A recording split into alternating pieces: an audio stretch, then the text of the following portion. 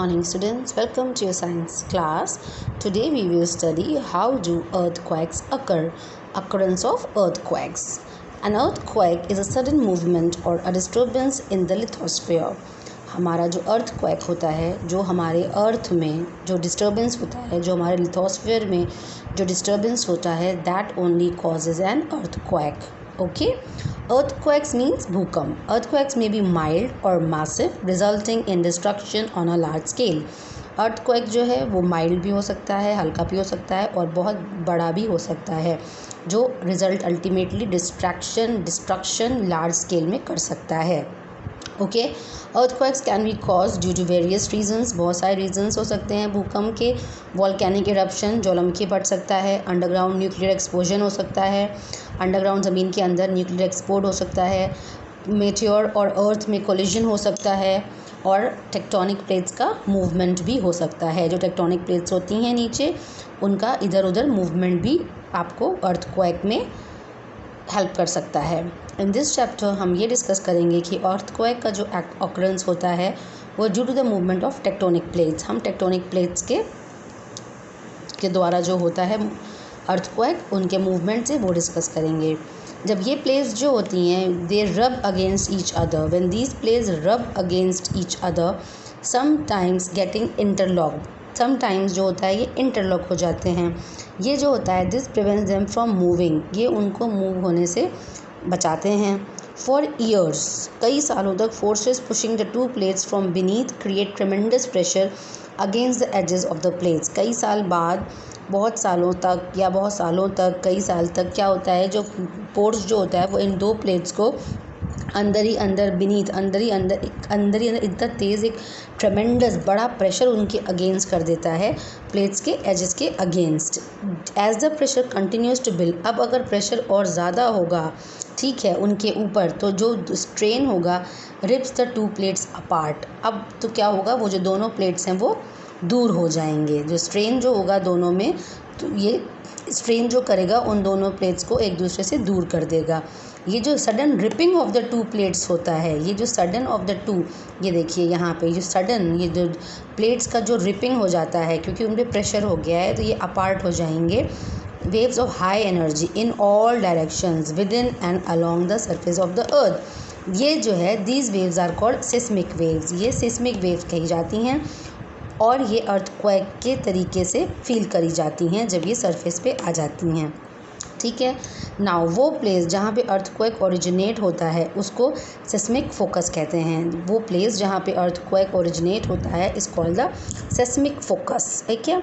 Now it is the point. वो point है ये जहाँ पे edges of the plates give away.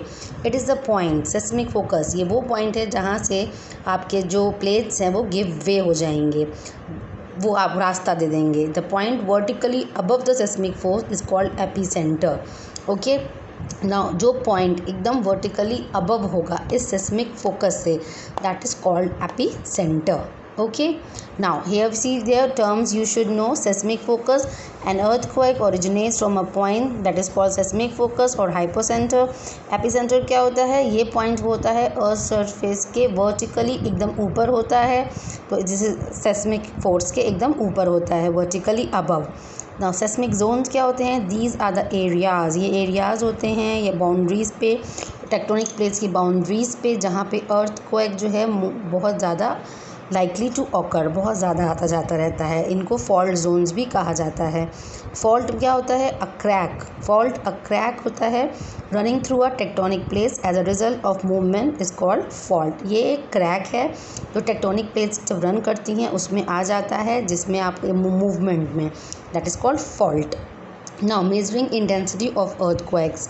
अब अर्थक्वेक की इंटेंसिटी मेज़र करी जाती है. कई लोग कहते हैं इतना तीव्र गति का जो है अर्थक्वेक आया था, ये इंटेंसिटी का था. तो now see, all earthquakes are not of the same magnitude. सारे और जो भूकंप आते हैं वो सेम मैग्नीट्यूड के नहीं होते हैं. सबकी इंटेंसिटी, सबके मैग्नीट्यूड अलग अलग होते हैं. नाउ ये जो मैग्नीट्यूड होता है ये डिपेंड करता है amount of energy released and can be evaluated by the size of the seismic waves.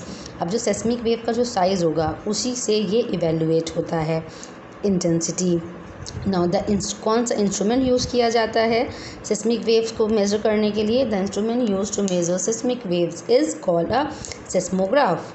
Now इसमें क्या होता है? It consist of a pendulum bob, उसमें पेंडुलम बॉब होता है या वाइब्रेटिंग रॉड होता है suspended with now see us with a string, suspended with a string.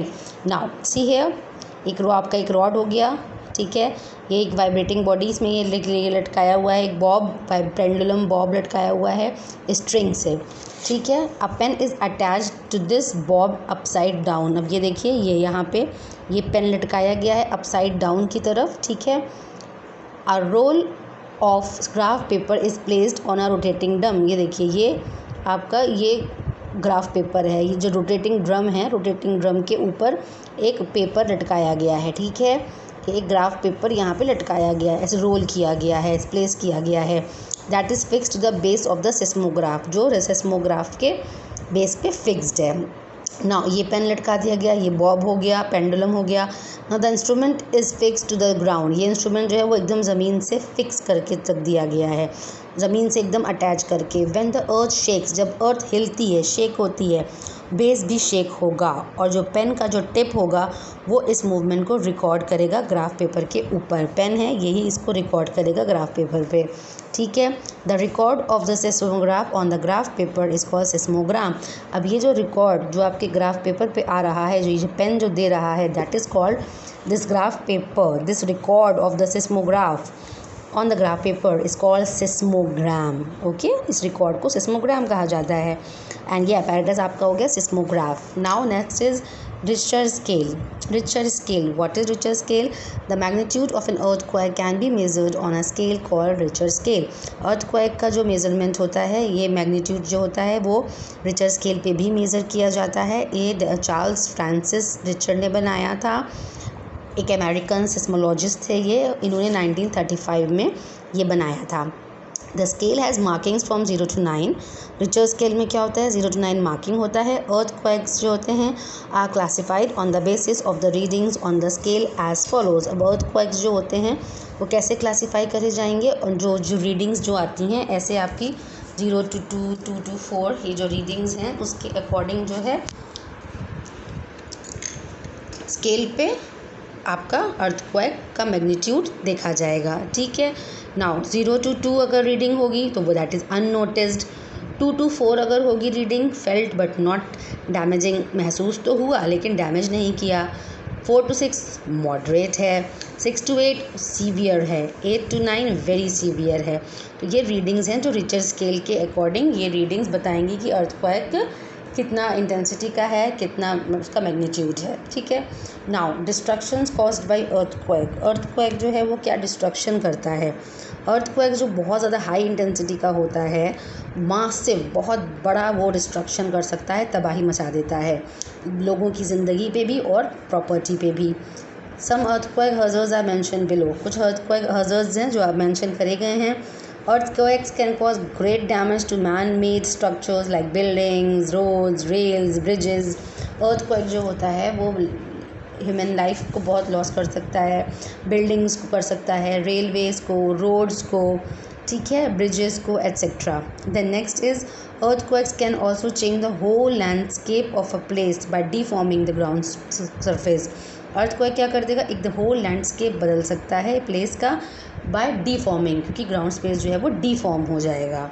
Now high intensity earthquakes जो होते हैं can uproot electric poles, telephone wires and trees. High intensity जो अर्थक्वेक्स होते हैं वो इलेक्ट्रिक पोल्स भी उखाड़ सकते हैं, टेलीफोनिक और वायर्स भी और ट्रीज़ भी, ये सब तबाही मचा सकते हैं। स्ट्रॉन्ग वाइब्रेशंस जो होती हैं अर्थक्वेक से, जो स्ट्रॉन्ग वाइब्रेशंस आती हैं ये बर्स्ट कर सकती हैं गैस सिलेंडर्स को, या शॉर्ट सर्किट भी कर सकते हैं इलेक्ट्रिक वायर्स को, जिनसे आगे फायर लग सकता है, आग लग सकती है घरों में, माइंस में, फैक्ट्रीज़ में, और ये फॉरेस्ट फायर में भी हो सकता है। माउंटेनियस रीजन्स पे क्या हो सकता है, tremors caused by earthquakes can lead to landslides, वहाँ पे अगर अर्थक्वेक हो जाएगा तो वहाँ लैंडस्लाइड्स आ सकते हैं। ये डैमेज कर देता है ह्यूमन सेटलमेंट्स को और ट्रांसपोर्ट सिस्टम को, पहाड़ियों पर फिर आने जाने में लोग दिक्कतें हो सकती हैं, ट्रांसपोर्ट सिस्टम भी अफेक्ट कर सकता है। नेक्स्ट इज़ जब अर्थक्वेक अकर होता है ओशियन में, जब अर्थक्वेक पानी में आता है, बहुत तेज़ large waves call tsunami is generated. जब पानी में अर्थक्वेक आएगा तो लार्ज वेव्स डेवलप हो जाएंगी जिसको हम सुनामी कहते हैं। जब सुनामी हिट करता है किनारे पे, शोर पे, किनारे पे, ये लॉट ऑफ डिस्ट्रक्शन, बहुत तबाही मचाता है। सुनामी एक सीरीज़ ऑफ वेव्स है that come assure eight intervals of 10 to 45 minutes. Tsunami क्या है, सुनामी एक सीरीज़ है, वेव्स का सीरीज़ है, कंटिन्यूस वेव्स आते रहते हैं अशोर किनारे पे, और 10 से 45 मिनट का ये एक इंटरवल पे होता है अगर अर्थक्वेक ओशियन के अंदर आया तो। ठीक है, so these are the hazards, these are the earthquake after effects, these are the destructions caused by earthquakes. Okay, so with this we are completing today's lecture. Thank you.